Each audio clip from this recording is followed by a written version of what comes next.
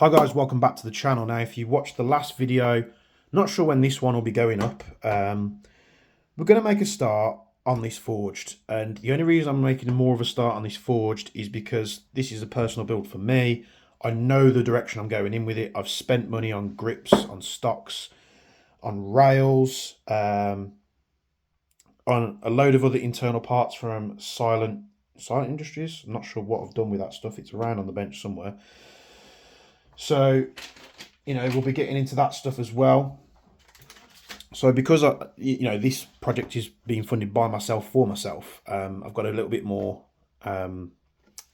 leeway because I can throw money at it, where I have to be a bit careful with stuff for Kenny because I don't want to throw a ton of money at these things and not being, and the guns being stupid expensive for him. So this is a forged MTW. I'm not sure on what version of the forge this is.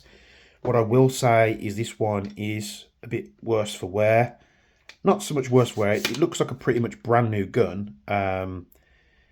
It's just marked up. The dust cover is actually broken. There's various bits that like rattly on it. So it doesn't matter to me because literally the only thing I'm going to be keeping is literally the receiver. The grip's coming off, the stock's coming off, the whole front end's coming off. So let's make a start on this thing and see where we get with it. So I do have one of those PW stocks on my B15 MWS build, which if you did follow that, this one does have the rip braces on.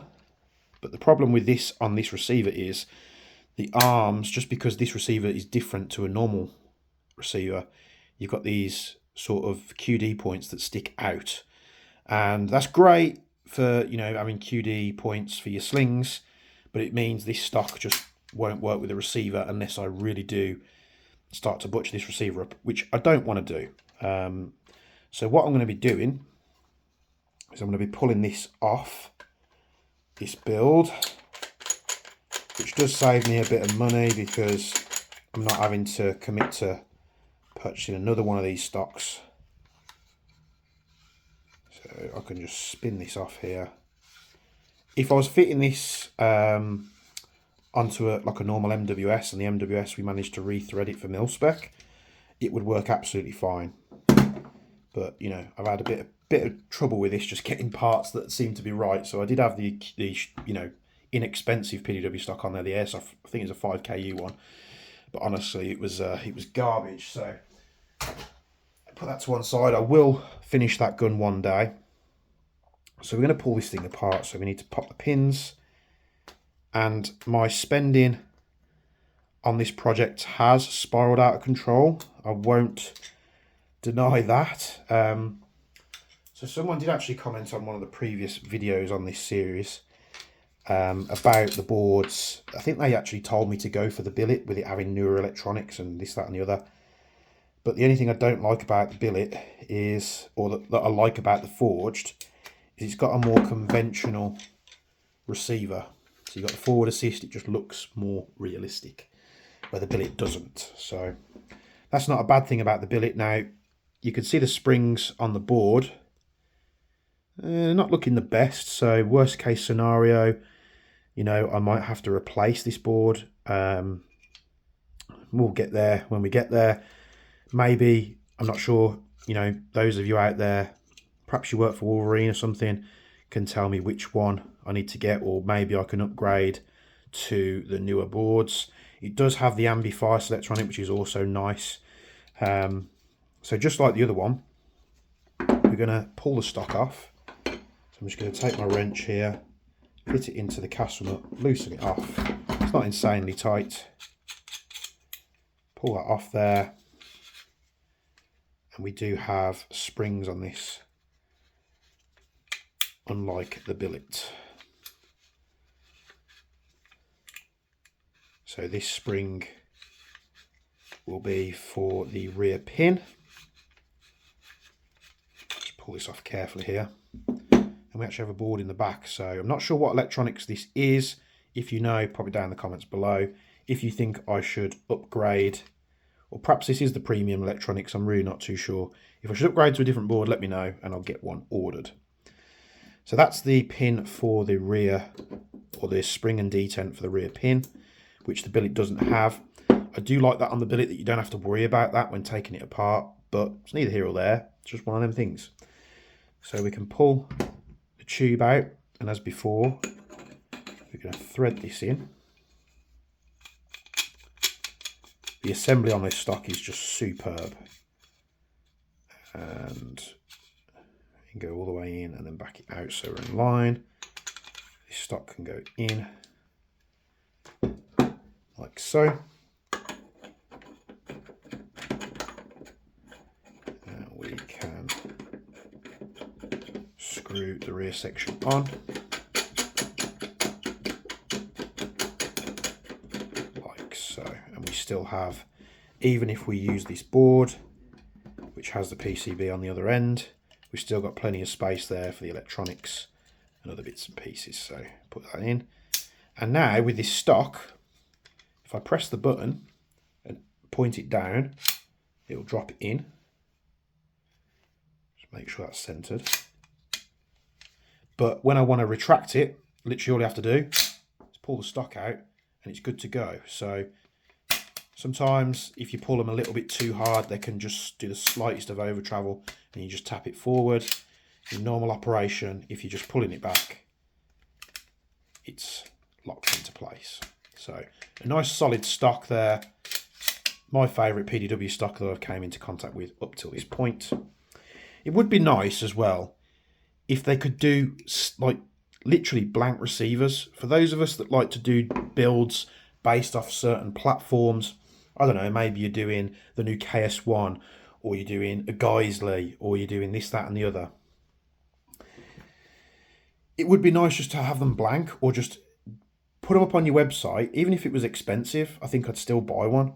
MTW, blank receiver, you buy it in, you put it on a build. Let's say you're doing a Strike Industries build, or you're doing a Geisley Super Duty. You've got a blank canvas there, and you can go get the particular markings, whether you're doing again like a KS1, and you can build it around the platform that you're trying to imitate. But with these you can't, and I get it, it's their logo, it's their product, I understand with that. It would just be nice to have that ability to do so.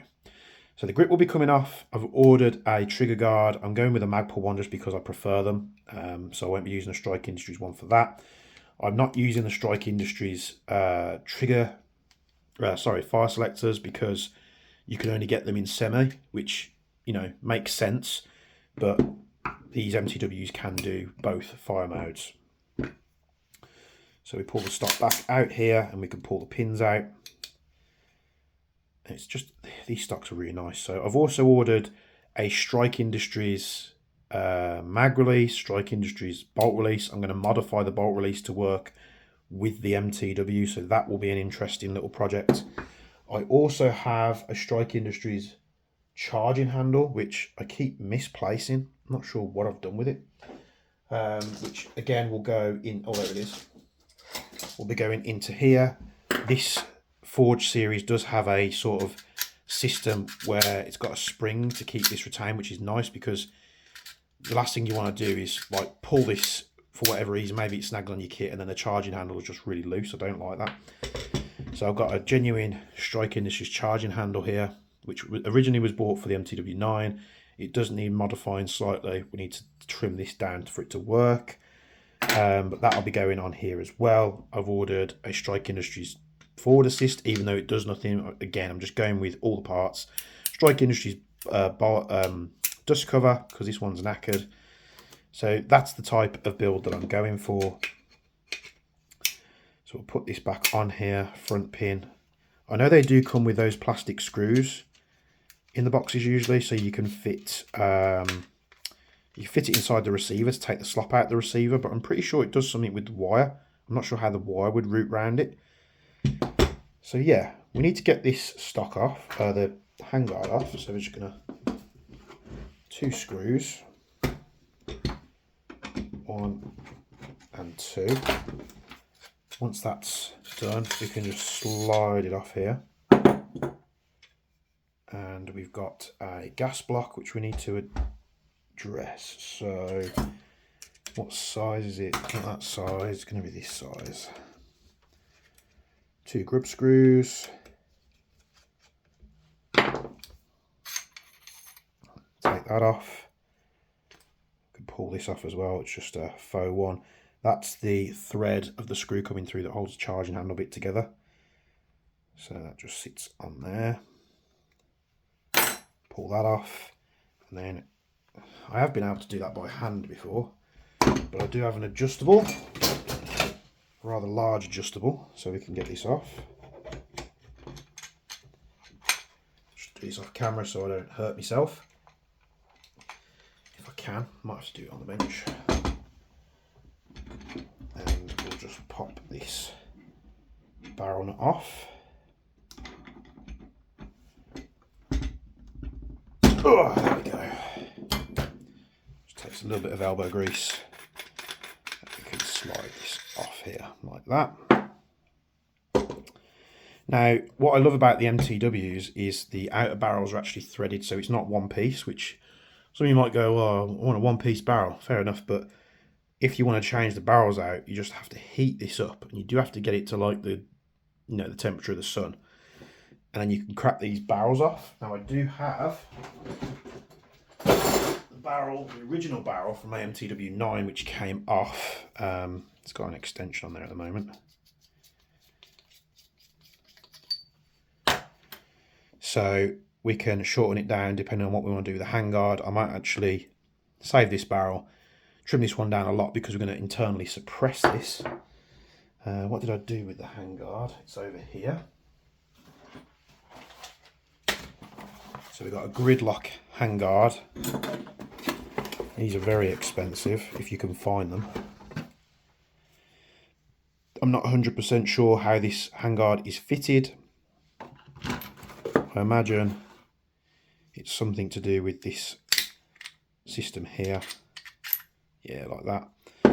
And you can see this one's tore up just a little bit where someone's been trying to tighten it with a yeah, God knows what.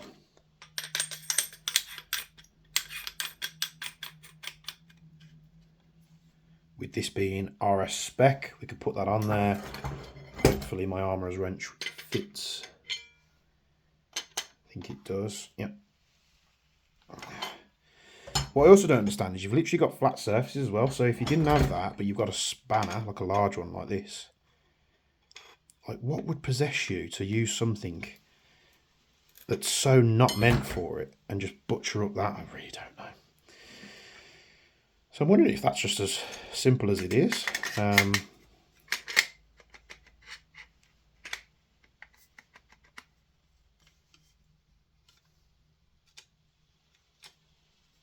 Is that on? That does need to come back a little bit.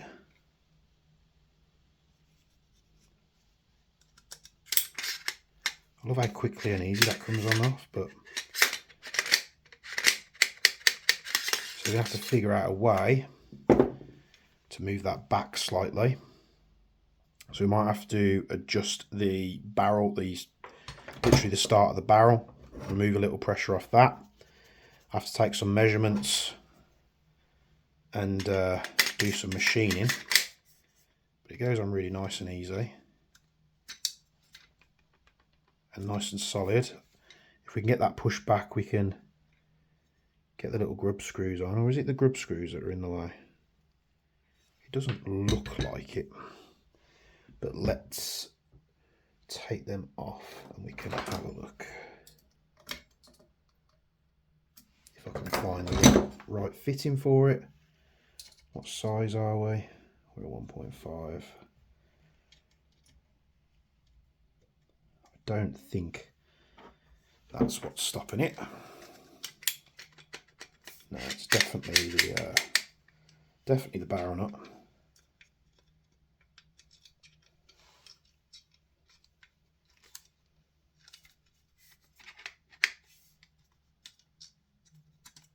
Like so. So it does. It's starting to look nice. Let's collapse the stock down so I can get it in frame. Pull this out of the way. So yeah, you can see the starting to come together. The red will be going, so don't worry about that. The barrel, so I'll just do that barrel. You know, could be much smaller. In terms of barrel, I'm not sure what I'm going to do in terms of length yet. I am going to internally suppress it.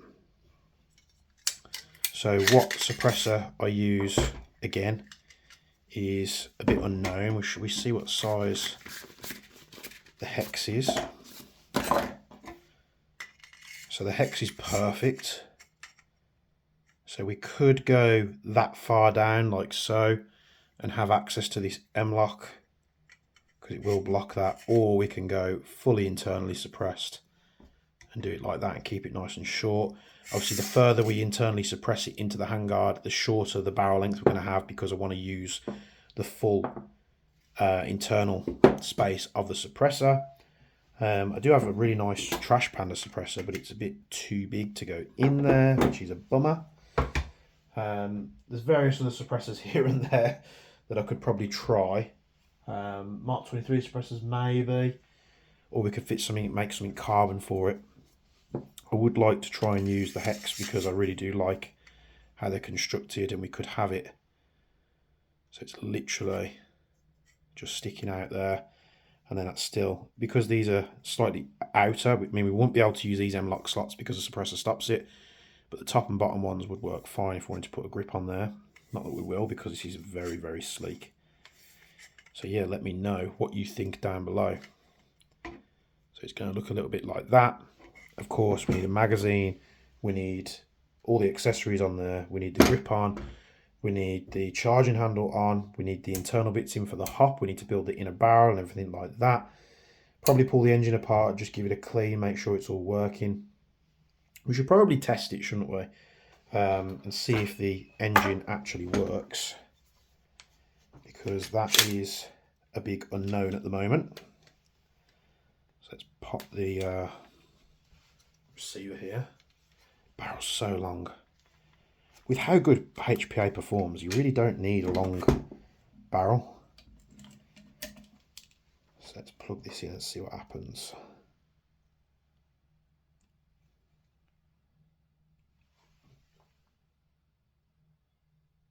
So it's all plugged in. Nothing's lighting up. Let's pop this in the back and see what happens. So it might just be a dead, absolutely dead MTW. And we might need some electronic parts. Put that in here.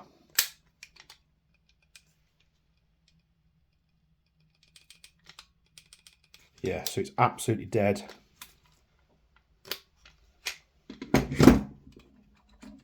Nothing lights up on the board.